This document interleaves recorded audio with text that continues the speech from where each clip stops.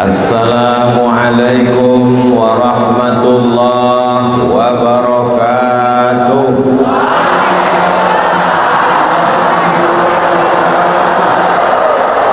Agak kareba semuanya. Sehat. Alhamdulillahi rabbil alamin. Allahumma salli ala Sayyidina Muhammad wa ala alihi wa sahbihi wa barik wa sallim. Allahumma salli ala Sayyidina Muhammad wa ashghilil zalimin bizzalimin wa akhrijna min bainihim zalimin wa ala alihi wa sahbihi ajma'in. Sallallahu rabbuna ala nuril mubin Ahmad al-Mustafa Sayyidil mursalin wa ala alihi wa sahbihi ajma'in wa ala alihi wa sahbihi ajma'in. Allahumma salli ala Sayyidina Muhammad. Tadi saya melihat ke belakang, kira-kira tema kita pengajian malam ini apa? Ternyata tidak ada temanya. Lalu saya dengarkan bisikan-bisikan, apa tujuan ngaji kita malam ini?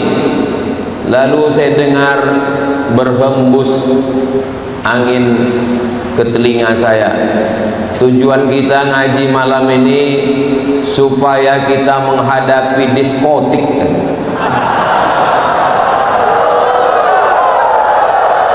Saya pun kaget. Ternyata sebelum Ustaz Abdul Somad tausiah sudah dijelaskan Pak Gubernur langsung. Akhirnya habis pembahasan. Itulah pentingnya kalau pemimpin peduli kepada masyarakat, mendengar sebelum berbicara, mendengar sebelum diutarakan. Akhirnya gelombang-gelombang ini mudah-mudahan Allah tetap menjaga Sulawesi Selatan, menjaga Indonesia insyaallah. Sumatera Barat itu Masjid Raya Sumatera Barat di Kota Padang itu bisa datang sendiri ke Sumatera Barat, ke Padang, atau tulis di Google Masjid Raya Sumatera Barat. Itu tidak ada kubahnya. Bukalah di YouTube, di Google, nggak ada kubahnya. Masjid Jami di Riau, Masjid Jami di Riau terbuat dari kayu, tidak pakai paku, pakai pasak. Itu juga tidak ada kubahnya. Masjid Muslim Pancasila, pergilah setiap kabupaten kota se-Indonesia, Masjid Muslim Pancasila tidak ada kubahnya. Lalu orang bertanya ke saya, kenapa masjid-masjid ini tidak ada kubahnya? Malam ini kita baru dapat jawabannya. Kubahnya sudah diambil orang Makassar sudah. Yang kubah 99 Asmaul Husna. Ini bukan kubah sembarang kubah. Ini menunjukkan simbol. Apa makna kubah? Kubah simbol masjid. Ternyata seluruh masjid-masjid yang ingin mendapatkan kubah, datanglah ke kota paling jauh di dunia, Ujung Pandang. yang sekarang menjadi kota Makassar. Simbolnya sudah ada di sini. Malam ini kalau saya pulang ke kampung hari Senin, nanti ditanya orang. Selama ini kalau saya ditanya, Ustadz pernah ke Makassar? Sering. Pernah ke Sulawesi Selatan? Selalu. Tahu Masjid Kubah 99 Asmaul Husna? Tahu. Pernah masuk? Belum. Malam ini sudah masuk. Itulah maka dari tadi saya melihat terus ke atas. Kami lihat Ustaz Somad dari awal sampai akhir melihat ke atas. Ya, apa yang Ustaz lihat? Apa betul ini 99? Apa yang Ustaz lihat? Kenapa tidak ada tiangnya? Maka kita hanya bisa berkata Allahu Akbar. Allahu Akbar. Bukan sekedar simbol, bukan sekedar gambar, tapi insya Allah ini adalah doa orang Makassar, doa orang Sulawesi Selatan, bahwa di sini adalah kota Serambi Al-Madinah Al-Munawwarah, kotanya para Andre Gurutta, kotanya para alim ulama. Orang dari Sulawesi Selatan ini jadi apapun dia akan tetap selalu dikaitkan dengan Islam. Betul? Apanya betul? Jadi jenderal dia, bintang 4, jadi panglima, tapi tetap dikaitkan dengan Islam. Dia menjadi jenderal yang religius, jenderal yang memperjuangkan Islam, yang disegani di akhir hayatnya, di hari tuanya. Namanya diabadikan sebagai Masjid Al-Markaz Islami Jenderal Muhammad Yusuf. Masih kecil lagi kami ketika belajar di Sumatera, tapi namanya sudah kami dengar. Lebih dulu mendengar ceritanya, baru tahu orangnya. Dulu belum ada YouTube, baru hanya ada TVRI, tapi cerita tentang beliau, cerita tentang istiqomahnya, cerita tentang militansinya berislam sudah kami dengar di Pulau Sumatera. Dari mana dia datang?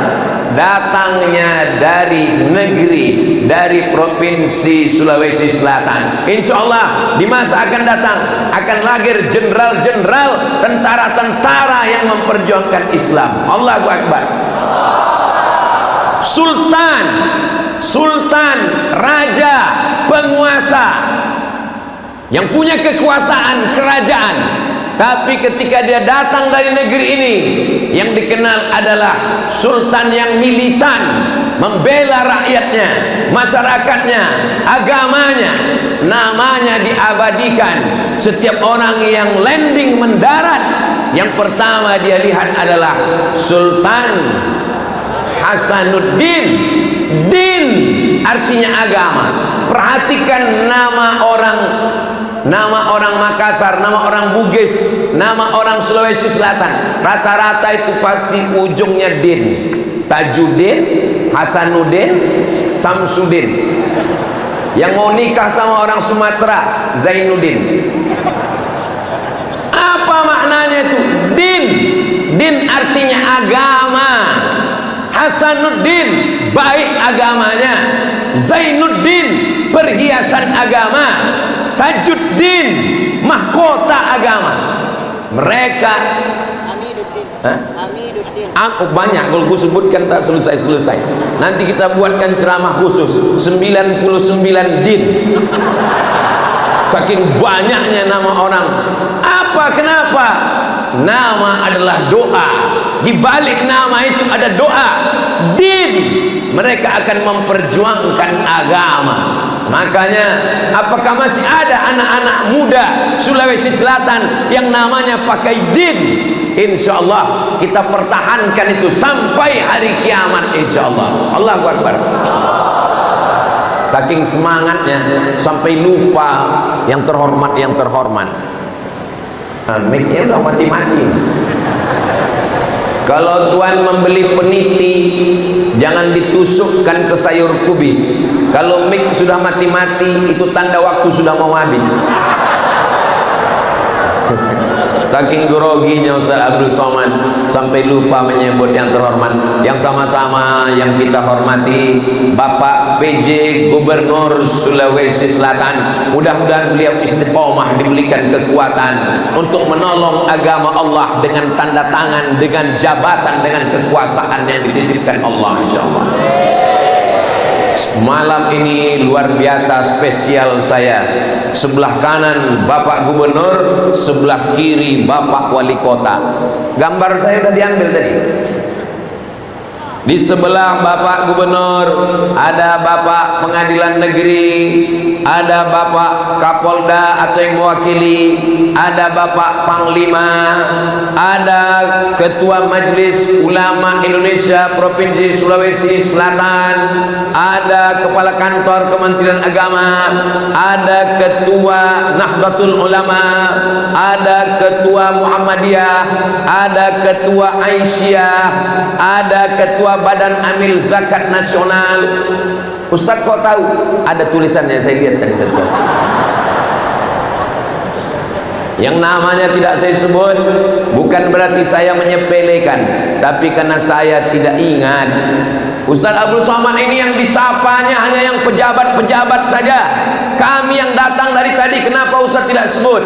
Hadirin hadirat, muslimin muslimat, solihin solihat, yang belum kawin dan belum sunat, semua yang hadir malam ini dimuliakan Allah Subhanahu wa ta'ala. Amin ya rabbal. Saya belajar di Al-Azhar Mesir dari tahun 1996, 1998, pulang tahun 2002. 98 sampai 2002. Mahasiswa Indonesia yang paling banyak di Mesir bukan dari Aceh, bukan dari Sumatera Utara, bukan dari Riau, bukan dari Sumatera Barat, bukan dari Jakarta, bukan dari Banten, tapi dari Sulawesi. Allahu Akbar. Padahal kalau cerita jauh, lebih jauh mereka terbangnya. Saya mau ke Sulawesi ini dari Sumatera ke Jakarta dulu, dari Jakarta baru terbang ke Sulawesi. Mereka di timur Indonesia, tapi mereka bisa terbang sampai ke Kairo belajar. Tidak hanya sekedar belajar, mereka berprestasi. Zaman saya dulu, kalau mau melihat yang S2, yang S3, waktu saya belajar di sana, yang sedang S3 itu almarhum, Allahumma maghfir lahu warhamhu, namanya Ustadz Mustamin Arsyad. Beliau S3 waktu itu, doktor dalam bidang tafsir, hakim Dewan Juri Nasional, hadir bersama kita hari ini, profesor dalam bidang Al-Quran, dalam bidang filsafat, menjabat sebagai atase di pendidikan Kedutaan Besar Republik Indonesia di Kairo, doktor dalam bidang filsafat, namanya doktor, namanya sama dengan saya, cuman bedanya saya cuman sampai LC saja. Beliau Dr. Nur Samad Kamba, Allahumma firlahu warhamhu. Saya mau menceritakan bahwa negeri ini orangnya belajar sampai ke Al-Azhar, berprestasi sampai doktor, pulang. Maka kalau ada orang Sulawesi Selatan yang tidak ngaji, yang tidak peduli kepada masjid, yang tidak peduli pada ajaran Islam, lebih baik pindah ke provinsi lain. Kenapa? Karena dia tidak menjaga citra yang sudah baik. Ini yang cerita ini bukan orang Sulawesi Selatan, ini orang Sumatera, orang Riau yang melihat dari luar Sulawesi Selatan, yang melihat orang Bugis Makassar di perantauan. 2 pekan yang lalu saya pulang dari pulau yang dibagi 2. Pulaunya 1 tapi dibagi 2. Yang sebelah ke Malaysia, yang sebelah ke Indonesia.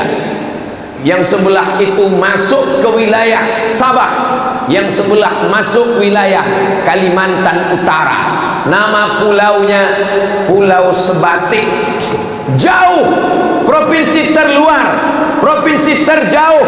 Siapa yang mengembangkan agama Islam di sana?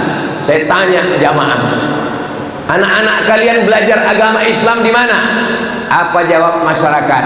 Anak kami walaupun jauh dari Jakarta, mereka tetap belajar agama Islam. Di mana mereka belajar? Di sini. Apa nama pondok pesantrennya? Pondok Pesantren As-Adiyah, cabang dari Sengkang, Sulawesi Selatan. Allahu Akbar. Ustaz Abdul Somad baru sekali sampai ke sana, tapi para Andre Gurutta kita mengirim orang, mengirim ustadz, mengirim dai, mengajar sampai hari ini.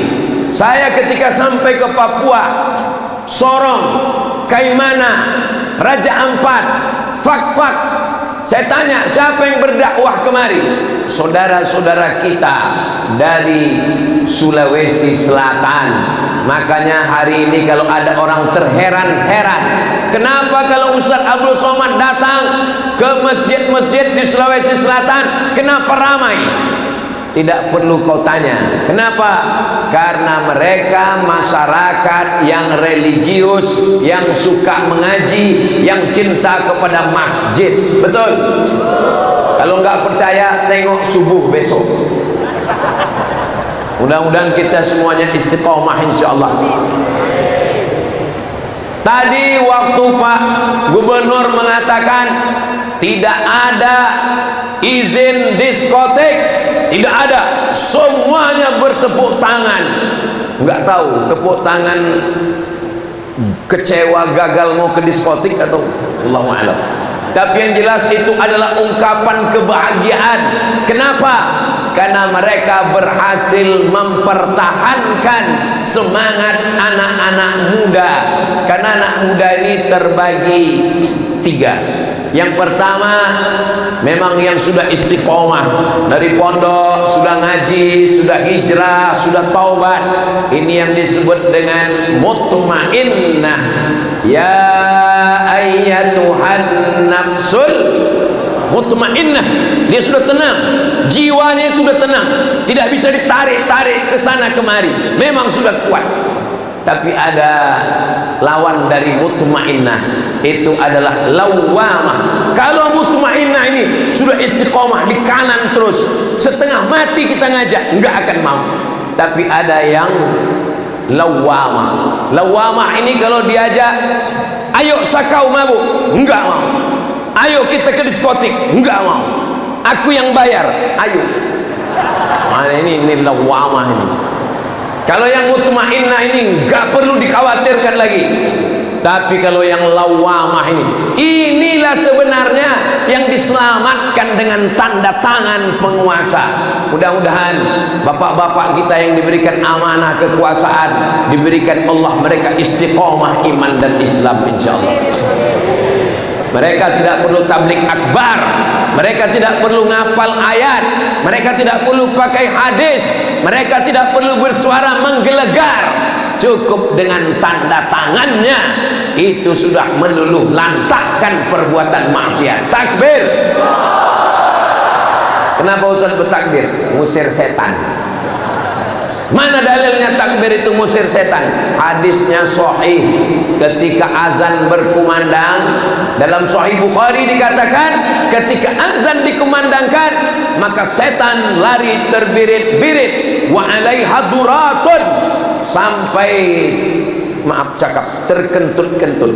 Jadi setan itu sampai terkentut-kentut mendengar suara takbir. Itu makanya kalau ada teman kita yang kena penyakit 6L, lemah, letih, lesu, letoy, loyo, lunglai, itu ditakbirkan dia. Allahu Akbar. Dulu setan itu diusir, dulu setan itu dihalau, setan itu diruqyah, setan itu ditakbir, dibacakan ayat kursi biar supaya pergi. Sekarang malah setan diundang kerasukan untuk diwawancarai. Dunia sudah terbalik-balik sudah sekarang. Maka kalau anak-anak muda ini tidak kita jaga, na'udzubillah, dijaga dengan tabligh akbar. Tapi Ustaz Abdul Somad apalah daya, Abdul Somad tidak punya kekuasaan, dia hanya tausiah ceramah, hanya bersuara menggelegar, itu pun kalau sound systemnya mantap. Suara saya jelas? Alhamdulillah. Saya sudah disediakan tempat tadi di depan, mikrofonnya sudah ada, tapi saya merasa tidak nyaman berdiri. Di belakang saya ada Bapak Gubernur, ada Pak Wali Kota, ada Ketua Majelis Ulama Indonesia, ada Ketua Nahdlatul Ulama.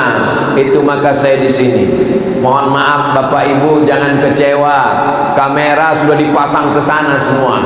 Kalau saya berdiri di sana, apa kata orang? Tidak semuanya senang dengan dakwah, tidak semuanya kenal dengan ustaz. Yang senang, yang kenal, yang mutmainnah, insya Allah. Tapi dengan orang yang tidak kenal, mereka akan komen di bawah, Somad kurang ajar, kau membelakangi orang tua. Maka yang selamat di sini. Walaupun kalau saya di sini, ini efeknya nanti luar biasa ke YouTube. Kenapa? Karena cahaya di sini kurang. Ini wajah saya hitam nanti di YouTube. Oh, putih juga di sana. Kenapa wajah saya putih di sini? Itu karena cahaya topi khas dari Sulawesi Selatan.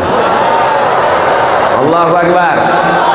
Saudara yang dimuliakan Allah SWT, saya ke Sulawesi Selatan ini jadwal saya setahun cuman sekali. Sekali datang 3 malam. Hari Jumat datang, malam Sabtu, malam Ahad, malam Senin. Malam Sabtu, malam Ahad, malam Senin. Hari Senin saya pulang. Tidak boleh lebih dari 3 malam. Kalau sampai lewat 3 malam, nanti dikhawatirkan buka cabang. Siapapun yang mengundang di luar yang 3 hari ini, saya tidak datang. Yang mengurus jadwal saya di sini alumni Al-Azhar yang sama-sama belajar. Saya posisi saya sekarang kal mayyit baina ghasilihi, seperti mayat di tengah orang yang memandikannya. Saya nggak tahu saya besok mau kemana. Yang membawa saya itulah dia alumni Al-Azhar. Ada namanya Ustadz Bunyamin, itu sahabat saya, satu pesawat, sama-sama berangkat ke Mesir tahun 98. Ada namanya Ustadz Abdullah Yusuf, lari dia nggak tahu kemana.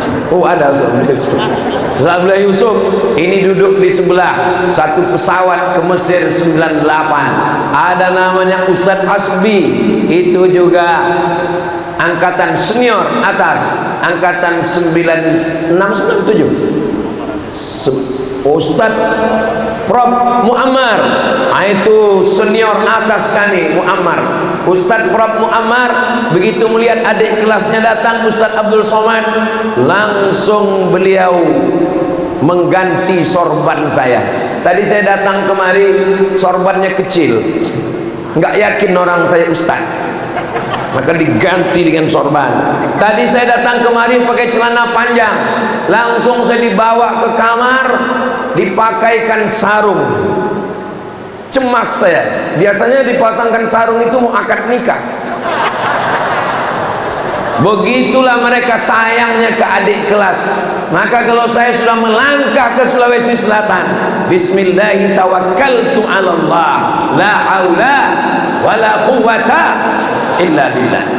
Saya datang dari Provinsi Riau, Sumatera, suku Melayu. Nenek moyang kami berpantun, bersyair, di antaranya dalam bentuk gurindam 12. Tapi orang lupa siapa yang menuliskan gurindam. Yang menuliskannya adalah Raja Ali Haji. Raja Ali Haji nasabnya dari mana? Pergilah ke Pulau Penyengat, ziarah ke makam Engku Putri Hamidah. Di dinding kuburnya tertulis syair-syair gurindam 12. Penulisnya Raja Ali Haji. Beliau adalah orang berketurunan dari Sulawesi Selatan. Beliau orang Bugis Makassar. Dimanapun mereka ada, mereka tidak pernah berkonflik. Mereka selalu, beliau ketika sampai ke bumi Melayu, maka beliau menjadi orang Melayu. Di mana bumi dipijak, di situ langit dijunjung. Dia tidak kehilangan bangsanya, tapi dia mengembangkan apa yang ada. Syair-syair dalam bentuk bahasa Melayu digubah, sejarah bahkan menjadi rujukan. Siapapun yang belajar sastra Melayu hari ini berutang budi kepada beliau.